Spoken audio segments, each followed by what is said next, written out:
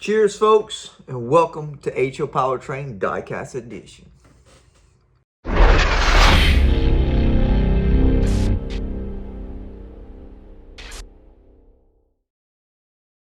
Nothing like drinking a hot cup of coffee in the holiday seasons. It is the next day after Thanksgiving, and I don't have to go back to work so far, right? So anything can happen. I can go back to work in a minute. I just wanted to take this opportunity and time to talk to you guys about my diecast stuff. More or less lean into how to do these things, okay? How to take them apart, how to paint them, what you have to do if you want to get stuff like this, which is awesome and killer. And it'll help somebody that does not have a lot of money, because Hot Wheels and Matchbox and diecast in general is just a cheaper hobby to get into versus my trains, right? I have my large layout and it's very expensive, you know, buying locomotives, building scenery on the scale I'm building. Everything, again, is coming out of my own pocket. It's very, very expensive, guys. So if you don't have a lot of money and you're working day in, day out, but you want a hobby, Matchbox diecast hobby is the answer for you.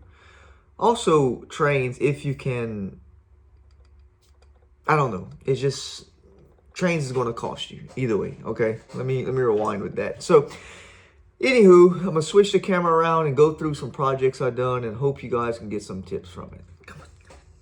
Okay, so you go to the store and you find you a Hot Wheel, right?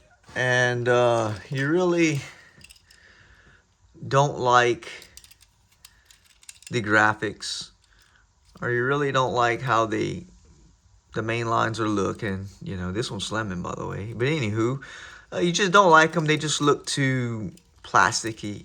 And of course, for $1.25, what more can you ask for, right? I mean, you're getting your money's worth. They're not expensive, but you want to take it over the top, okay? So this casting here would be a good example of that, right? So what do? So for your instance, what you want to do is you want to change the color on them. No biggie. What you do, you drill out these rivets. Drill them out just enough so that the rivet head goes away.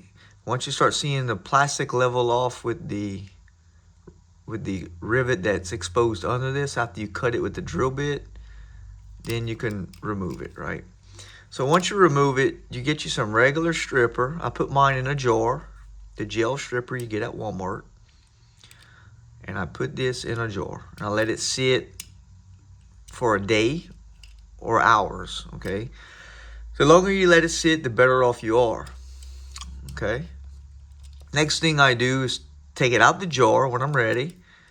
I strip everything off of it. Whatever comes off, you're still going to have some stubborn paint like in these cracks and crevices, okay?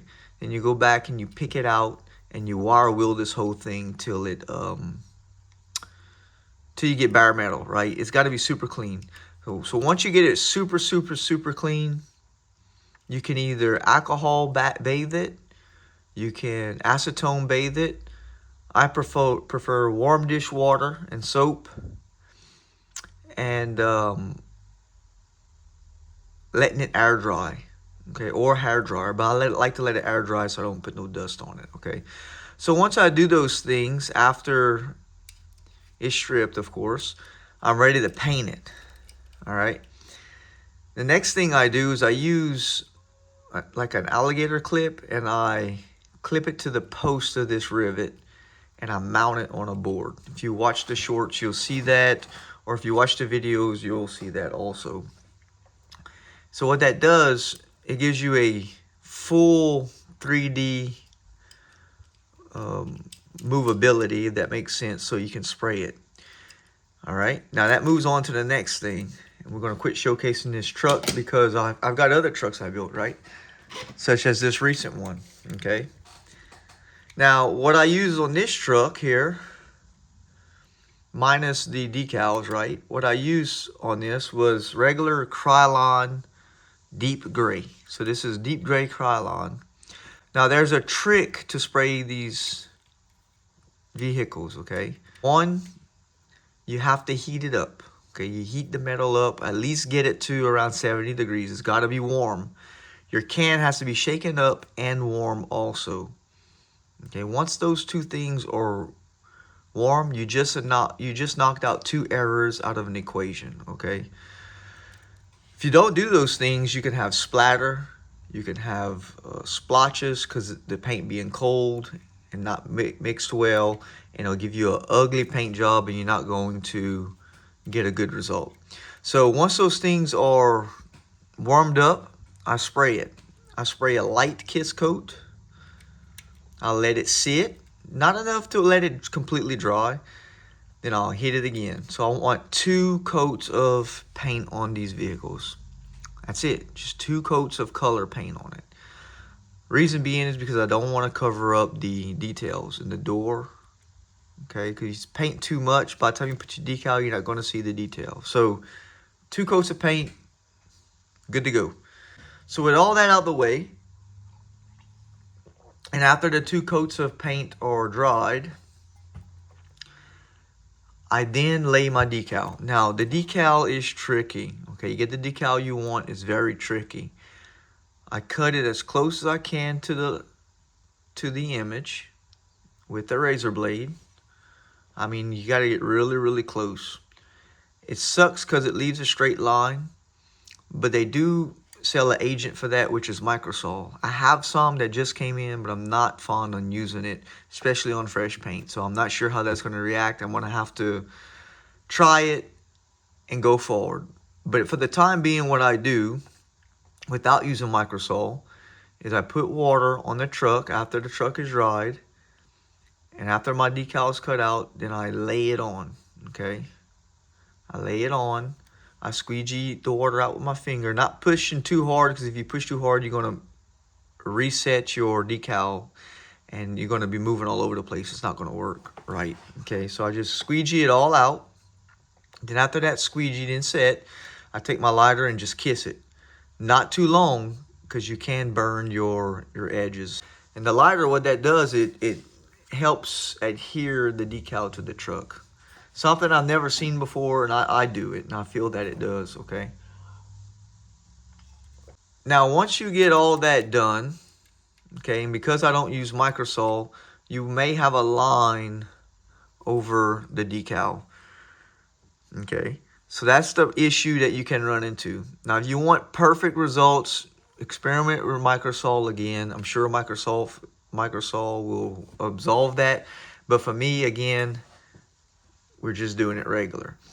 So what I do to cover up the line, I really spray a lot of clear coat on this. Now this is tricky because upon doing clear coat, you have to dry in between. You can't spray and just wait for a little while and spray it again because it's going to run. So what I do, I mount it back on my stem and I put it over my heater that I have in here, and the heat dries it within 5 minutes, okay, 5 to 10 minutes.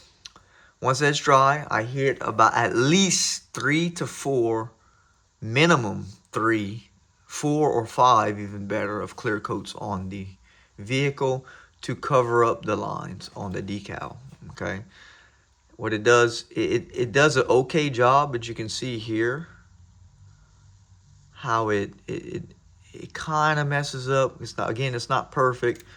Here it's pretty much flawless, but the sides is where I have trouble with, okay, because all these conforms.